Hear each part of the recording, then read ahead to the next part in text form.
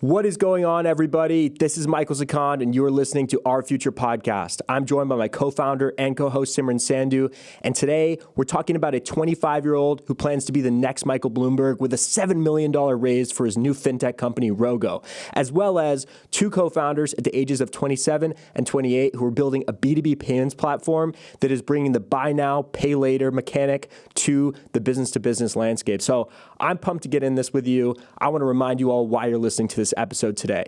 Our Future Podcast is the entrepreneurship show for young people. We cover the hottest new startups being built by people under the age of 30, early 20s, mid 20s, who are shaking things up and looking to disrupt the world. So on today's episode, I'm joined by Simi in New York City here at Morning Brew HQ. And the reason we're here is because Simi and I sold our media company last year to the Brew, and now we get to host this awesome podcast. So please enjoy this episode, and I'll let Simi chime in before we get into our first story.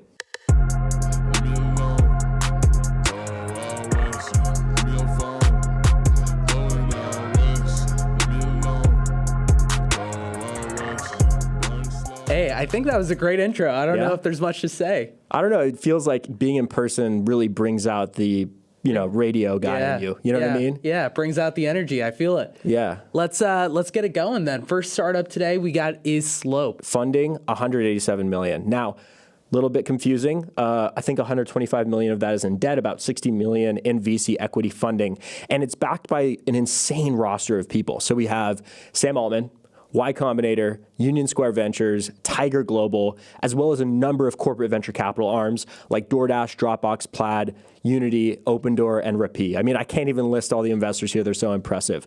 The company was started by Alice Deng and Lawrence Lynn Murata. Both have incredible pedigrees. Alice went to Berkeley. Lawrence went to Stanford and studied computer science. And they linked up in 2021, I believe, to build this company, Slope. And the reason they called it Slope is because of Alice's favorite piece of advice she ever got from lead investor Sam Altman. I still don't quite know what this means, but he said, hire for slope, not the y-intercept. I don't know if you can interpret that, but that's how they came up with the name. So Slope is a B2B payments platform that brings, like I said, the buy now, pay later functionality to the business-to-business landscape. So a lot of companies that are in retail, for example, have to pay for these large inventory shipments up front.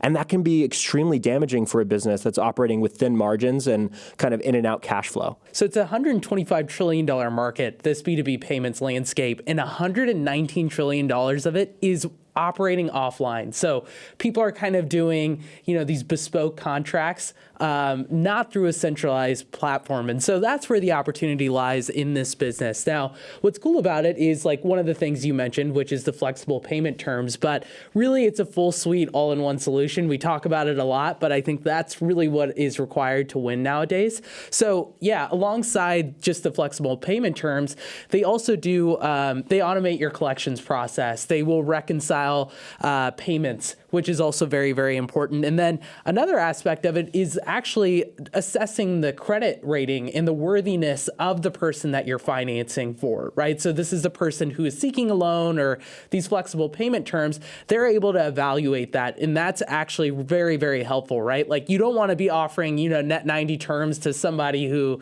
isn't that reliable in the first place. Now, the big difference here is they are not a bank, right? So that's something to keep in mind. So lead bank is kind of the person who is backing this company. They're the ones actually putting up the money. But the value is they're kind of playing that fintech role, which is like, hey, we're getting ahead by enabling all this AI automation. We really can provide all these tools to you when it comes to financing, when it comes to your workflows. But at the end of the day, we're not going to be the ones supplying the money. We have a partner in that business. Yeah, dude. I mean, just think about how much a B2B business might depend on just one single client. Yeah. It's so hard. I mean, remember when we were building our agency, there were a few of, major clients and, the invoice had to come in on time, otherwise, things, we wouldn't be able to make payroll. And I think that happens for like a lot of companies. I think you really need to understand, like working in a B2B environment to know that these invoices are large and make or break. You're not operating with a ton of clients. You're focusing on a few. So, there's also an element, it's just hard to get paid, man. Like it's just hard to get that money in the bank. You have to often hound like invoicing teams. There's lots of email threads and chains. It's again a lot of like PDF invoices over email, and some Bill.com stuff. But really, it's quite scattered. And another interesting thing about this company is they built tooling for these more traditional businesses, kind of like think like we talked about with Owner.com. This is very verticalized software.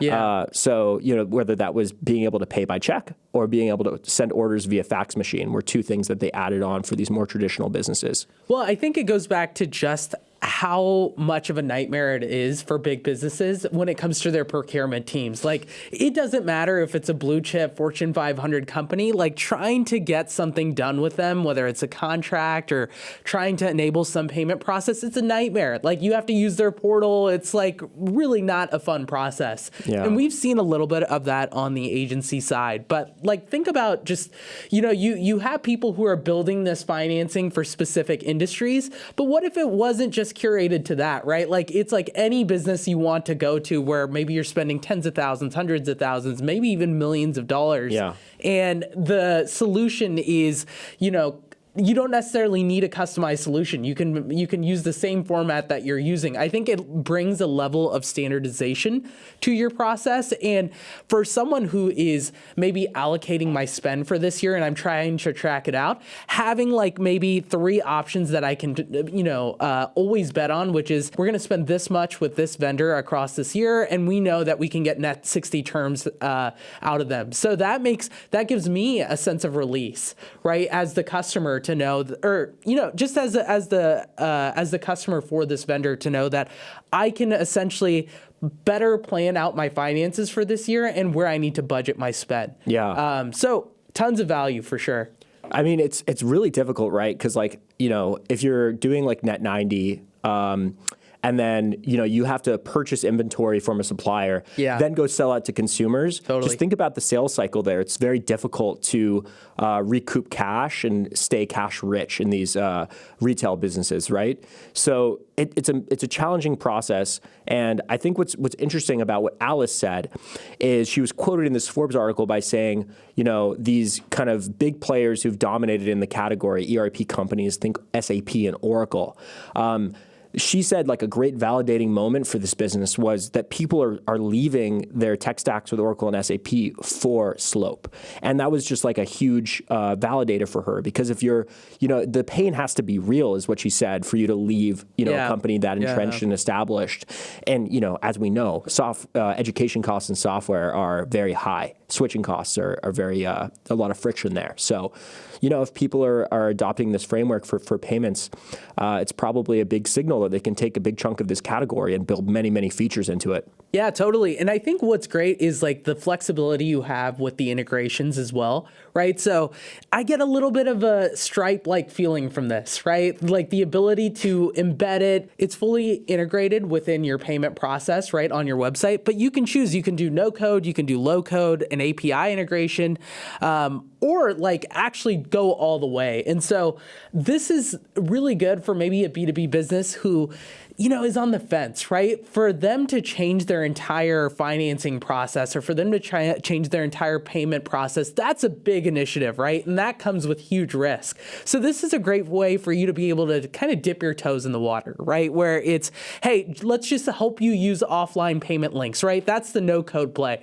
right? Mm-hmm. And you just get kind of used to using Slope, and it kind of makes you comfortable, right? And then once you feel like you have a good grasp there, your customers feel good about using it, now you move to the next level. Now you move to the level after that. And then before you know it, Slope is like fully integrated with your entire payment workflow. Right. We've talked about this before, right? In software, you have to build a ton of different features to add value to really kind of own this very particular part of the business cycle with your software. If you look at Oracle and SAP, they do so much. I mean, there's a reason why Seamus became a millionaire at 23, right? It's because he was training companies on how to use this ubiquitous software, Salesforce or HubSpot, that you would think would be like quite intuitive and easy to use. I mean, it's sales. Track your prospects and send them messages. But there's just so much that goes into this. There's actually just so much bloat with these big enterprise companies. I really like how Slope started with this beachhead market of the invoicing process and buy now, pay later. That's a really, really strong pain point for businesses. It focuses on a very the most integral part of the business, which is cash management and getting paid on time, right? Yeah, So that's priority number one, right? So when I think about building software, I think of go for massive need, priority number one, and then build in the other features to truly carve out a diversified platform that can have greater market share in comparison to the giants. You have to get the beachhead right, though, right? Yeah. It's the equivalent of like how important it is to pick the right market, right? It's the same kind of thing. You have to pick the right problem to solve within the market. Yeah. And I feel like you can really hurt yourself if you're not very intentional. Like when, this is a big initiative, right? The ability to like be able to provide these terms, right? Let's say you're building a B2C style software of some kind, right? So you want to get single player right before you jump into multiplayer, right? And you start thinking about like, how can the team collaborate and use this function and all that stuff? Like get the first thing right before you move on to the other things. And I wish there was like a specific metric or like framework you could use to say, okay, now it's time to move on to the next thing. But I think that's kind of an innate feeling in the same way that like product market fit is. Like you'll just know when you have it. And like churn is starting to get lower. People aren't complaining about it as much. People are actually saying like, wow, where were you guys 10 years ago? I think when you start hearing those kinds of things, you've probably done a good job at what you started out with. Yeah, the more I learn about business, the more I learn that communication and education are like the hardest parts of the game. Right? Being able to explain your offer to a sales prospect is very, very difficult to help them truly grasp what you're doing. And there's few industries that are more complex than technology and software, right? So being able to communicate this to business owners is difficult. And that's like what we've talked about, right? Like building niche software for specific kinds of businesses and tailoring towards their needs and making things super easy for them to make more money, right? And to improve their processes is, I think, where the money's getting made right now. We're seeing a reversion away from one size fits all, right? We're seeing it across every category. We're seeing verticalization and a niche approach, right? Think about all the credit applications and products we've seen for specific kinds of businesses, whether it's our boys over at Yassine at that one company that offers credit to e-commerce companies in particular. How about Carrot, specifically for the content creator market, right? So they've really understood this particular kind of customer that relies on hard inventory and needs to offload it and can't really afford to pay it up front. So this they feels found a very good horizontal niche to me, though, right? Like this isn't a vertical play. It's any kind of B2B company is primed to use this platform. Would you agree with that? Yeah, I'd say it's definitely more for physical goods companies, is what I see and what I've read about Slope, as opposed to services businesses like with an agency, and that you'd probably not be. It's for actually buying something, right? So it's not like you're purchasing software through this platform. It's typically like physical goods. So I feel like in industries like that, people typically aren't as technologically advanced. The tech stack's a little bit more ancient, right? And it's very important to build kind of a platform that understands that customer's needs very intently. Not that they couldn't expand into more services. I mean, buy now, pay later could be used in any business. But I think in particular, it's for companies with very tight sales cycles dealing with physical inventory that needs to get offloaded and then paid for on the back end. That makes sense. Yeah. And it also makes me think of kind of those hybrid businesses too, which are tech enabled and they have a big software component, but at the end of the day, maybe their hardware is a bigger piece, right? Again, way more expensive, deep tech kind of plays. This could make a lot of sense for. Yeah, I mean, if I'm buying a robot, I mean, it'd be nice to pay later for that guy. Like, okay, $100,000 for a little Boston Dynamics dog that's going to lift my packages. Yeah, Oof. yeah. But think about the productivity gains that could come with that, right? Yeah. Cut my payroll down. There we go. Yeah, so definitely big kudos to Alice and Lawrence. I mean, they raised another $30 million this past September. It's a tough time to be raising that kind of money in this venture market. But, I mean, again, they've got the who's who of this space on their cap table. So, I mean, truly super impressive. And you don't typically hear people in their late 20s. I mean, they would have started this 3 years ago. So that would have put them at 25, 26 years old. Like very, very impressive. And I think, they chose a great space and they're well positioned to take over. And so for the second business we are covering today, it is in the fintech space. Now, it started by these three guys, Gabriel Stengel, Tomas Rakitas, and John Willett. They're in their mid-20s and they've raised $7 million for this company called Rogo. And they've got big ambitions. They're trying to displace Bloomberg. What they're ultimately trying to do is help you have your own AI version of a personal research analyst. And so they're selling to banks, they're selling to hedge funds, they're selling to private equity firms. And it's really cool. You and I had the chance to look at the behind the scenes version of this. Yeah, we got the privileged information that we really only the hedge funds can see. It was cool. So they've compiled over 100 million documents, think like pitch decks, reports, all of that stuff. And, kind of in this GPT style interface, I can essentially get any information that I need. And that synthesis is available to me in real time. And so I think it's really cool. I mean, what's funny about them is they started this business a few years ago. They were incubated out of AlleyCorp. And I think they have a really unique model where they essentially deploy, $1 million with these businesses and they kind of give you the resources to get off the ground. And so I believe Gabe and the guy who runs AlleyCorp, Kevin Ryan, had some kind of personal connection and he took a chance on him and wow, did it pay off. So dude, having a cool business. Having a personal connection to Kevin Ryan would just be perfect for like a young college grad, like hotshot, right? Like he knows everybody. He is, he was a co-founder of our parent company here at Morning Brew, Business Insider. Yep. And I love their venture studio model. It's one of the best in the industry. And they've had so many successes out of a model that many people have like failed at when trying to build multiple companies at once. Yeah. They've just raised a $7 million seed, which is really cool. Added some buzz and got the word out about them. A few press outlets covered them. But I just want to mention like a few of kind of the natural language queries you might expect on the platform. So think of it as ChatGPT for finance. So you could be like, compare Tesla's earnings to recent broker estimates, or find me exit comps in the media industry, or what is analyst sentiment on NVIDIA per recent earnings. So it's very contextual. And I'm making a story right now for our future on Michael Bloomberg. And one of the biggest parts that made Bloomberg the best player in financial data was its ability to add context and analysis as opposed to raw data. These companies pay for data streams from so many different companies, but the question is, how do you actually make it useful? And I think that's what the superpower of AI is. Bloomberg brought that in with software and an intuitive user interface to become kind of the language of finance. In real time, though, that's also super important. Before, you had to get these like daily reports with like prices. Yeah. And so that was really hard. Same thing here, right? If I told an analyst, hey, I need this information, you're probably going to give them, 10, 12 hours to go do it. Like it's physically, humanely impossible for them to do it any quicker. But now you don't need that. It's one, Rogo search away to the answer you're looking for. And it's natural language, right? Yeah. There's just less like, keyboard strokes and Excel entries. And it's really just all of this is at your fingertips.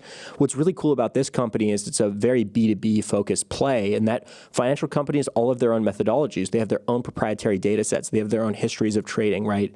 They have a lot of bespoke information. And that's what they're building is like this turnkey solution specifically designed for each of these financial firms to get the most out of their data. But you can also implement and add your own proprietary documents with the public data, right? So you're able to cross-reference. Yeah. And that's really interesting too. Yeah, that's where I think the value is, right? Yeah. Because, you could like prompt it to update a deck. And that gets me to my next point, which is think of how much menial rote labor is involved in the financial services industry. Yeah. There's so much, just putting words in a document. You have Princeton's hottest grad, putting stuff in Excel and a PowerPoint, right? When they could be working on higher leverage research activities. And I think that's what this kind of personal ChatGPT for finance is enabling, to pull data, right out of thin air and be able to add value to communications very quickly, and be for analysts to be a greater value add to their partners and inside the organization as a whole, and for partners to depend less on the lower guys, right? To be able to use this tool to quickly source data instead of waiting on an analyst to be on call to get it done. Now that I think about it, it's probably closer to a Perplexity than it is a ChatGPT. And the reason why I say that is because Perplexity right now feels very much like a research tool, right? You have a query of some kind and you have these hyperlinks where you can identify the source very easily, right? So if it provides some kind of answer, you know exactly where it's pulling that answer from. Same thing is taking place here, right? So when you enter a question or you enter a query within Rogo, it's going to give you an answer, but then there's like this footnote of sorts where you can click on it and it'll tell you exactly what document it's pulling from, what page it's on, so you can kind of go confirm for yourself. Because again, finance is one of those spaces, especially when you're working in banking and private equity and hedge funds, where your advantage relies in just having 0.001% more accuracy than all of your competitors. So, you know, a paraphrased answer may not necessarily get you there. You need to confirm and make sure it is correct and you believe in the source that it's coming from. For sure. So, and you can't make mistakes or you're going to get fucking fried. Yeah. The margin of error is so tiny. And so I think they were smart to implement that, right? So it's like, oh, great, interesting. Where did you get that, analysis from, John? And it's like, well, I got it from page 25 of this investor deck. For sure. A partner doesn't want to hear you got it from Rogo or from ChatGPT. Exactly. Right? They don't function like that. They want like hard stats. They want credibility. They're presenting multi-million-dollar, sometimes billion-dollar deals. High stakes. I think another cool part of this is the industry they're targeting, right? Sure. So many people are trying to build a ChatGPT for X, right? It's just like the Uber analogy, Uber for X. But when you think about doing a analogous business like that, it's best to do it in a very, very profitable category. And what more profitable category than finance? It's really interesting. This is a topic that we love to speak about, but young people learning the power of pricing their products and gaining the confidence to do so. Yeah.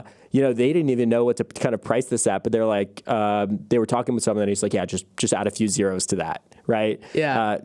Because people in finance won't even take you seriously if you're not pitching a very expensive product. So it's just a cool part of that industry for a startup to be in if they can kind of break in and get a sale. It's the truest kind of reflection of the statement, like quality is reflected in price. Yeah. And for some reason, while it's not necessarily true, right? If you come in with a $2,000 offer, that's a lot of money for your typical software company when it comes to intelligence of any kind. But to a bank, they will laugh you out the door. Yeah. And it's so funny too, because I feel like finance is inherently cutthroat. And so when, we were asking Gabe and we were like, what was your experience like trying to sell to the banks, right? And he was just very honest with us. He was like, I'd go to these banks and, I was telling them about AI. And at that point, AI just wasn't as prevalent, right?